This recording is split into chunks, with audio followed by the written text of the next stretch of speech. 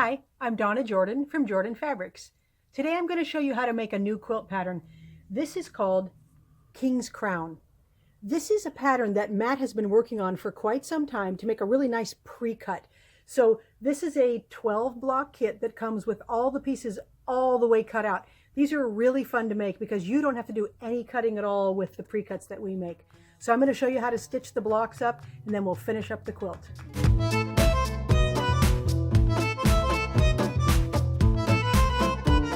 First step is to open the package, and then we will separate these pieces into block A and block B. So the directions have got a picture of your actual block so that you can see exactly what goes where. So here's the directions, block A, block B. So we're going to separate the pieces. That goes over there.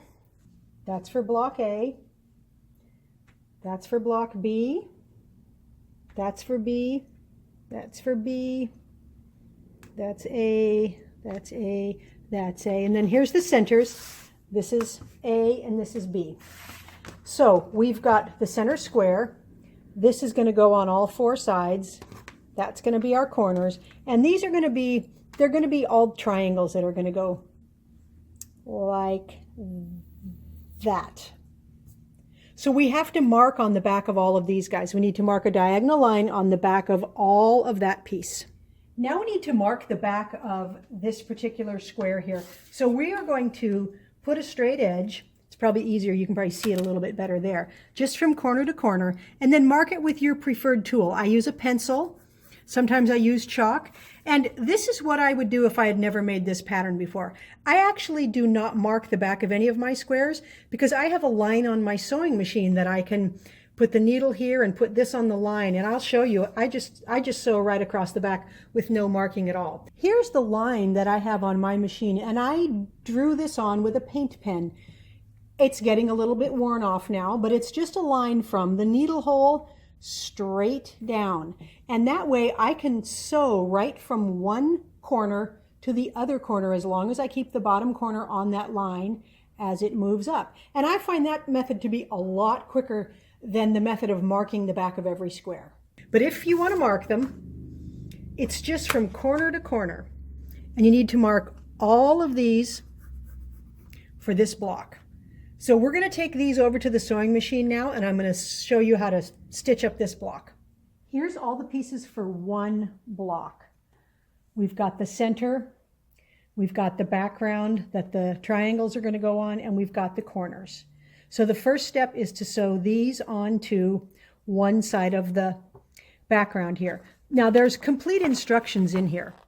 So it will show you how to make every part of the block, and it'll show you how to iron them and how to put your seam allowances the right direction to make it really easy to stitch your blocks together.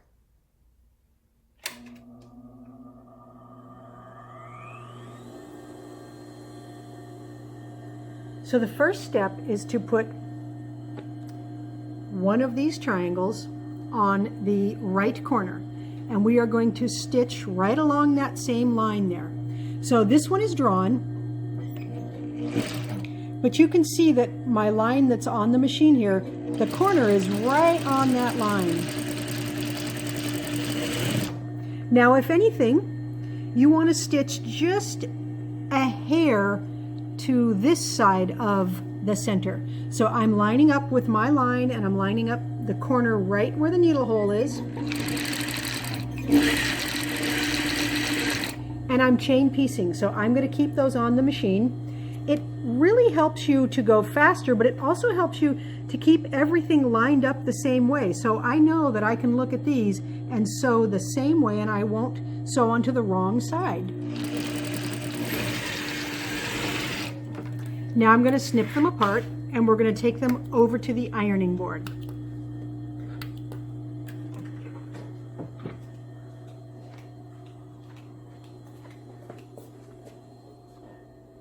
They are really, really flat right now, but I still like to iron it flat. Then what we're going to do, you can't really see the stitching there, but we're just going to fold this over right along the stitching line. So just fold it carefully. The corners will meet. Give it a little bit of steam.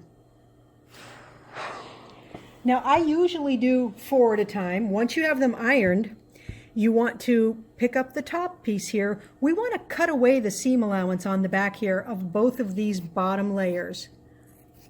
So that's what we're going to end up with, and we've cut away that extra bulk. Now I just do it with scissors. It doesn't really matter if the cutting line is really, really straight, because it's just seam allowance. The seam, of course, is really straight.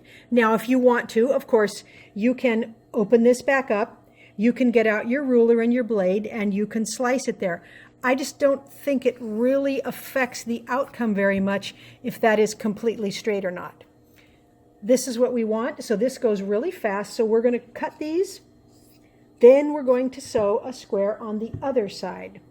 Now we're going to put the square on the other side of the block, and we're going to stitch again from the outside corner towards the middle there.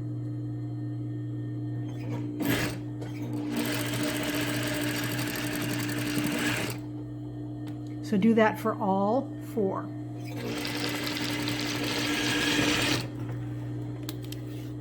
Snip these apart, take them back over to the ironing board.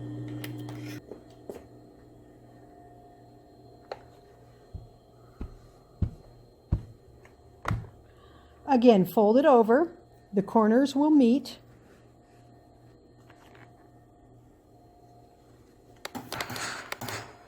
The reason I like this method is because when you're sewing this onto that rectangle, it tends to not distort the size. It tends to come out really true to size when you use this method. There are other methods for making these shapes. I just happen to like this one because I can get it really, really accurate. Again, open it back up after it's ironed and trim that off. And I find it a lot easier to iron it first, then open it and trim it off, because it makes it easy to keep it nice and rectangular. If you cut it off right here before you've ironed, then you don't have any guide here to see if you've got it folded over the right amount. Now we just have to lay the rest of the block out. So these are the corners, and these have a stripe. I like to keep the stripes all going the same direction. So the stripe is going up, the stripe is going up. And then I'm just going to put these pieces in the middle. Now the block will make a row and a row and a row, and it'll be done. Now when I piece these together, I like to keep the patchwork all in one unit. So I'm going to sew this to this and leave it on the machine, then sew this to this and this to this. So I'll show you what I mean.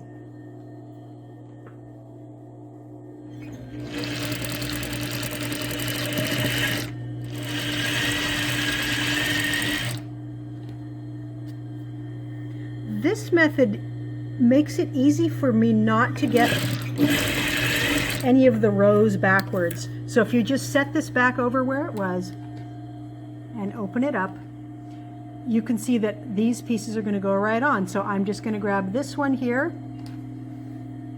and I'm going to keep everything in order.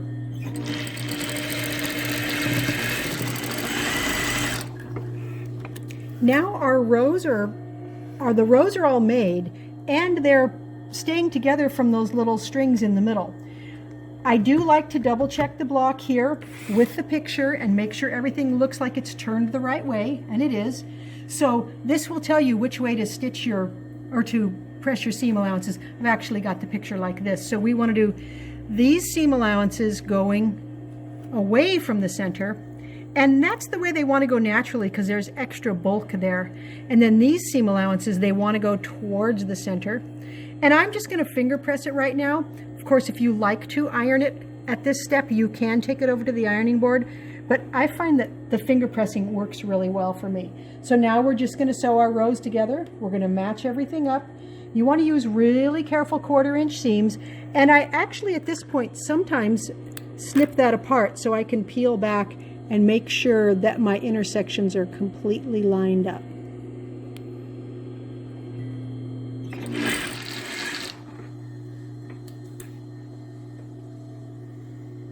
Looks good. Just trim these threads off here. So that's what we're hoping for, is that we get a nice line here and the points meet exactly. If you're not happy with how it's meeting up, you can always take some of the stitching out and line it up again. But these go together really fast, so we've got these seam allowances going this way and the back seam allowance going the opposite way. So it makes it real easy to line them up. Again, you might want to snip that thread so that you can make sure that you've got everything lined up exact.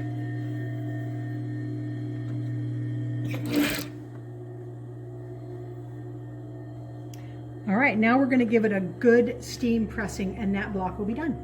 Now I like to iron this closed first, so I'm just going to stretch it and press it flat a little bit.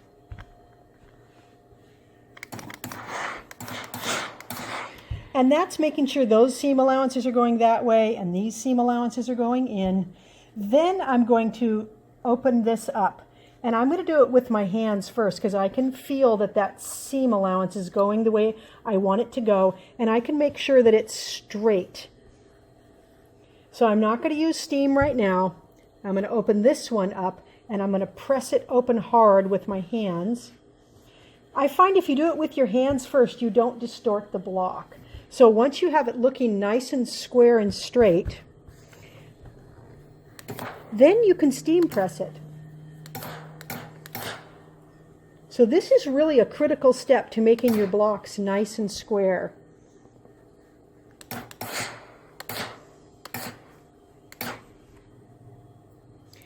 All right, so there's going to be 6 of this block and then 6 of the other color block.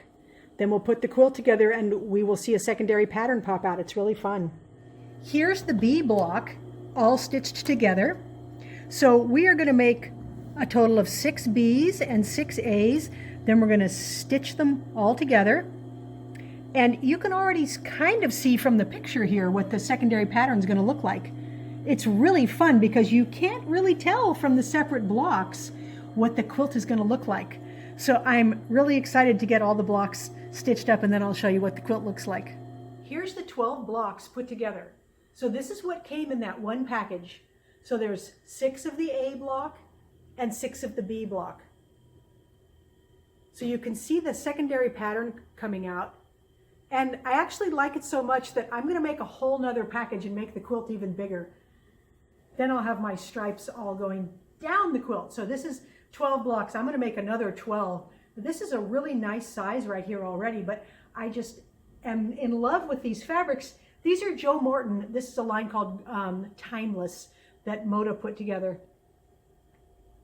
So I'm going to go ahead and make another 12 blocks, make a bigger quilt, and I've also got one cut up in batiks.